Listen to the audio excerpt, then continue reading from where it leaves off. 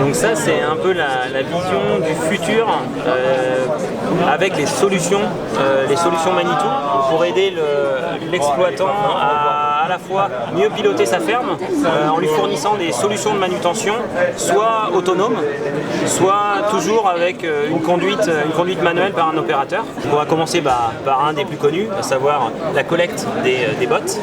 Donc là, on a l'exemple d'une machine qui est bien sûr connectée.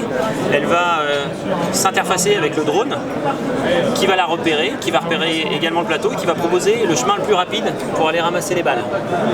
Ensuite, le scénario peut être joué, encore une fois, de manière autonome ou en manuel.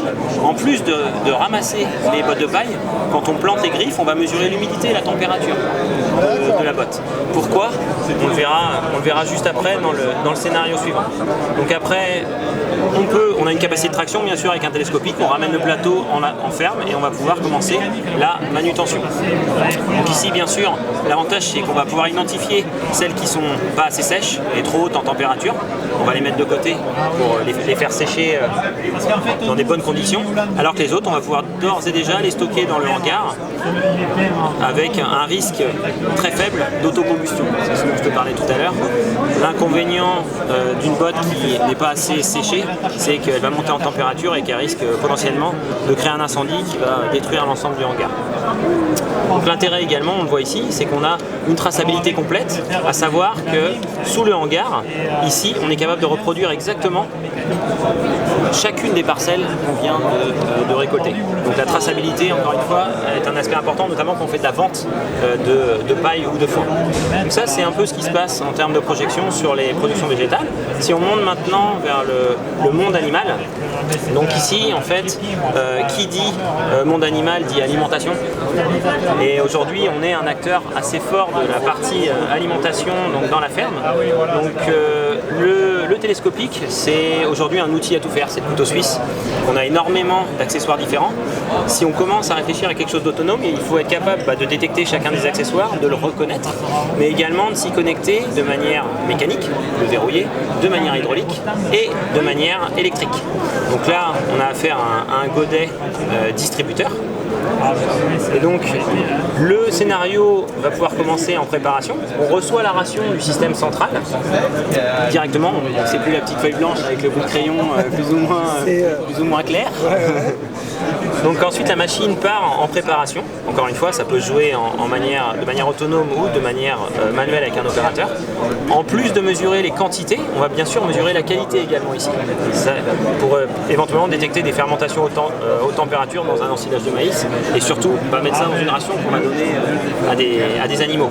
La qualité de ce qu'on met en amont, c'est la qualité qu'on récolte en aval, en termes de qualité de lait par exemple.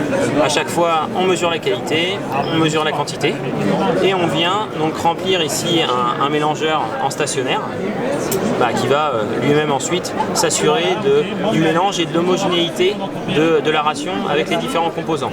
Encore une fois, on a une solution connectée, donc une fois que l'ensemble de la ration est préparée, on va pouvoir reporter au système central. Voilà, j'ai bien préparé la ration dans les proportions que tu m'as demandé. On peut passer à l'étape suivante. Donc l'étape suivante, bien évidemment, ça ne concerne pas une solution Manitou directement, c'est le mélangeur qui va donc lancer le mélange d'homogénéisation. Ensuite, une fois que cela est fait, il reporte au niveau du système central qui va rappeler la machine pour la distribution. Donc là, on va venir avec le godet décileur qui va être rempli par la mélangeuse et ensuite on va pouvoir partir sur la distribution dans la stabulation. Donc bien évidemment tout ce chemin-là est connu de la machine, encore une fois en mode autonome si besoin. On a identifié l'eau qui correspond à la ration et on va pouvoir commencer la distribution en maîtrisant parfaitement la quantité. Donc avec le mélange qui est donc distribué, on maîtrise la quantité, on maîtrise la qualité et surtout on maîtrise la traçabilité puisqu'on envoie à chaque opération de distribution la traçabilité vers le système central. Donc ce sont encore une fois des exemples. On peut balayer rapidement ce qui se passe dans l'univers de la volaille, et notamment une vision assez intéressante, je vais le mettre ici, d'une quelque sorte une machine à ramasser les poulets avec un certain certain niveau d'automatisation. Et également une prise en compte de la mise en casier directement derrière. Là, ça va loin. On a une traçabilité qui est également assurée, puisque tout ce qui a été, on va dire, complété en termes de remplissage des casiers, on sait exactement à quel poulailler c'est relié. Ayant la traçabilité en termes de nourriture, on assure une traçabilité complète qui aujourd'hui est de plus en plus recherchée par les industriels vers lesquels ces denrées ou ces produits vont ensuite. Donc la traçabilité que les industriels doivent fournir au consommateur final, quelque part, ils vont l'exiger de manière quasi systématique de plus en plus auprès de la chaîne amont, à savoir les producteurs et les agriculteurs. Donc tout ça pour dire qu'à travers, encore une fois, l'assistance à la manutention, l'automatisation puis l'autonomisation, tout ça entouré avec des données qui ont de plus en plus de valeur métier pour les agriculteurs, Manitou propose des solutions dans un futur proche pour aider les agriculteurs à mieux travailler et à optimiser la performance et la rentabilité de leurs exploitations.